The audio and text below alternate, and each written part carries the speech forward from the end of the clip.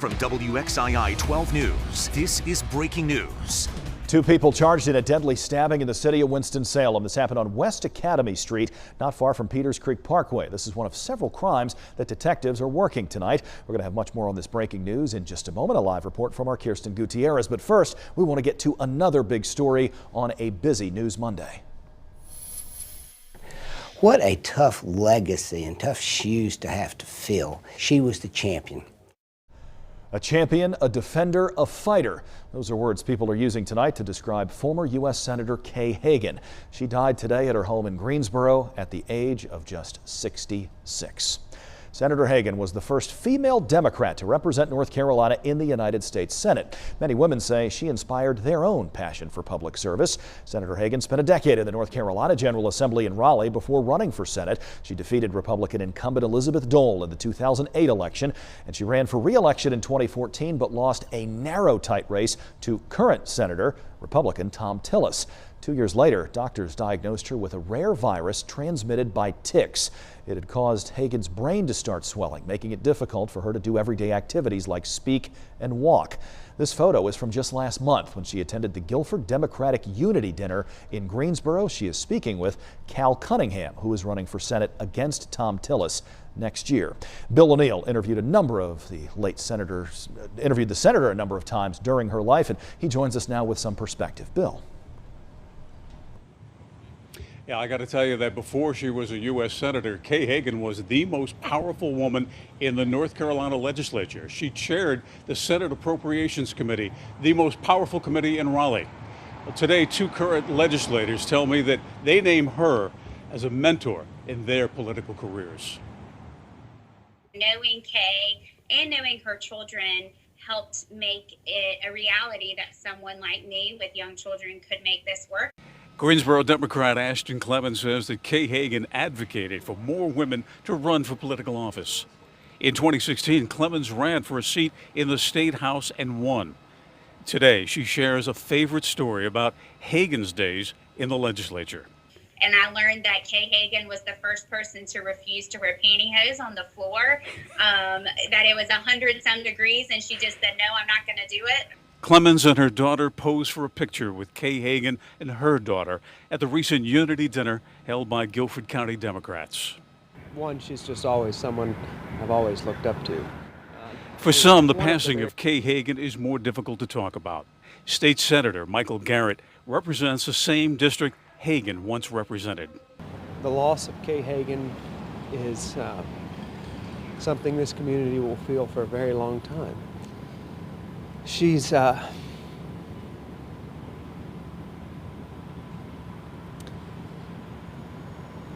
know, it's not just Democrats that had a connection to Kay, it's everyone.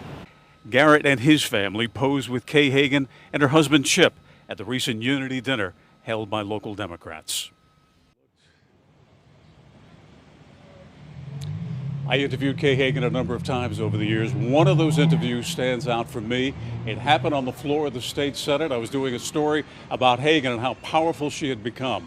When I asked her age, she turned and yelled across the floor of the Senate to her friend Linda Garou, who represented Forsyth County at the time, and said, "He wants to know how old I am." Everybody in the state Senate turned and looked. I don't know if I ever got an answer to that question, but that is my favorite memory of Kay Hagan, who passed away today at age 66. In Greensboro, I'm Bill O'Neill, WXII 12 News.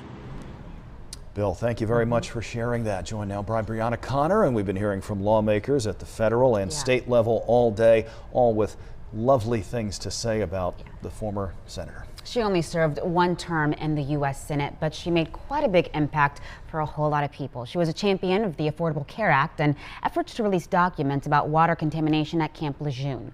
Hagan served with Republican Senator Richard Burr from 2009 to 2015. Burr says, quote, Kay dedicated so much of her life to serving North Carolina, and she will be remembered for her tireless work on behalf of the home and the people she loved. We worked across the aisle together frequently on issues we both knew would determine what type of country our children would inherit. She tackled everything she did with a passion and a sense of humor that will be missed.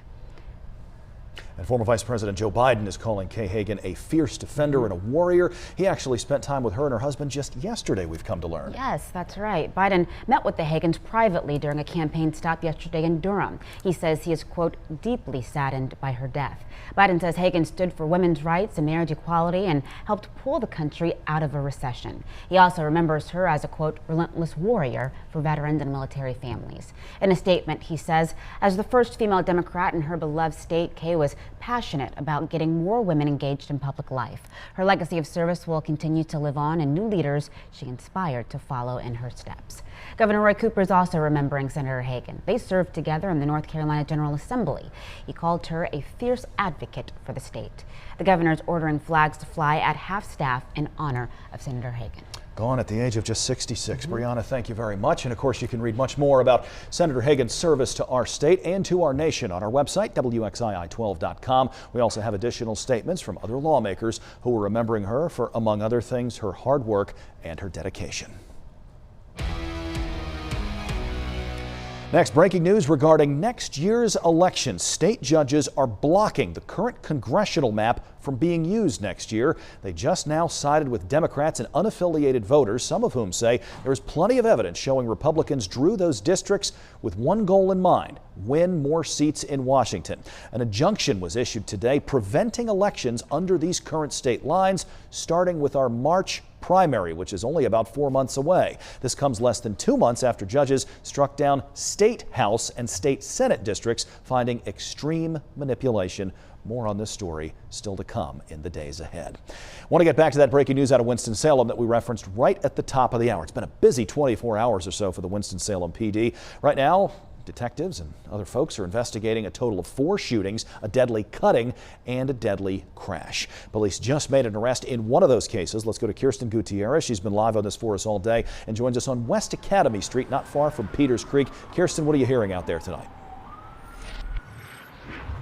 Kenny, police say that 26-year-old Marcus Smith was stabbed to death by his roommates this morning. Now, police say they arrested those 2 men, both 20 years old, and charged them with murder. Those men are Brandon Bussey and Jesse Sanchez. They're behind bars tonight. According to police, all 3 of the men lived in the apartment here on West Academy Street. Police say just after 3 this morning, they got a call from neighbors who say they heard a struggle in Smith's apartment. When they arrived, they found Smith suffering from multiple stab wounds, and after the EMS got there, Smith was pronounced dead on the scene. Now, Bussey and Sanchez remain in the Forsyth County Detention Center with no bond tonight, and police have not released a motive, so we'll stay on that and figure that out. And in the meantime, those 2 murder suspects are expected in court November 14th. Live in Winston-Salem, Kirsten Gutierrez, WXII 12 News.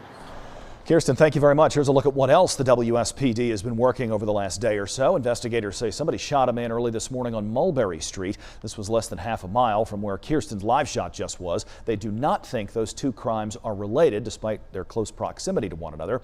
Officers found Eric Coble on the sidewalk. He's hospitalized tonight with injuries that are said to be critical. Police also responded to a reported shooting on Academy and Anson Streets, but in this one, it's unclear if anyone was actually hit with a bullet. Police say a man was also shot in the foot on East 17th Street. That happened just after midnight. And yesterday, investigators say someone was shot on Chandler Street off of Old Greensboro Road. That person is expected to recover eventually. Also tonight, a man riding a bike died in a crash this morning in Winston-Salem. Police say a dump truck driver sideswiped the cyclist. They found that cyclist, Jamie Thornton, dead beside his bike. The wreck happened on Southdale Avenue, which is not far from Clemensville Road in the city. So far, no one has been charged with any crime, at least not yet. Happening now, police are questioning the parent of a baby found alone outside an apartment complex. This was in Greensboro. They say somebody found that baby on Benjamin Benson Street and called 911. Officers say that little one was not injured. Well, tonight we're waiting to learn what caused this tractor-trailer crash on I-77 in Yadkin County. Troopers responded to the very same spot just yesterday for another crash. Firefighters who responded tell us a couple of cars and a tractor-trailer were involved in this one. The highway is back open to cars and trucks at this hour. Some health news tonight. Another person has come down with an awfully contagious virus on the campus of Elon University. Doctors have diagnosed another student with the mumps. This is now the 7th case since September. There's going to be another vaccination clinic on campus tomorrow. It runs from 12:30 in the afternoon until 5 o'clock. Looking ahead, a budget tug of war in Raleigh could potentially end tonight. Senate Republicans say they could have the votes to override the governor's veto during a floor session tonight. It's time for legislators to decide what they're for and what they're against. I still have hope that Senate Democrats will come around to abandoning the Medicaid expansion ultimatum, override the veto, and negotiate final budget additions and compromises. Senate Republicans would need just one Democrat to join with them or two Democrats to be absent from the proceeding in order for that override to be successful. Governor Cooper vetoed the budget in late June. He complained about Medicaid expansion being left out. He also doesn't feel like teacher salaries are being raised up enough. An override already has succeeded in the House, but again, it needs to pass through the Senate to become official. In Commitment 2020 tonight, presidential hopeful Joe Biden is no longer the clear-cut Democratic frontrunner, but he is assuring voters here in North Carolina he remains the best choice. The former VP visited Durham on Sunday, reminding voters at Hillside High School of his close relationship with the former president, Barack Obama. For some in the crowd, that relationship means unwavering support. I promise you, I'm going to work harder than anybody since Barack to win the state of North Carolina. I love the way he has supported the Obama campaign, his connection, his ability to work on both sides of the aisle.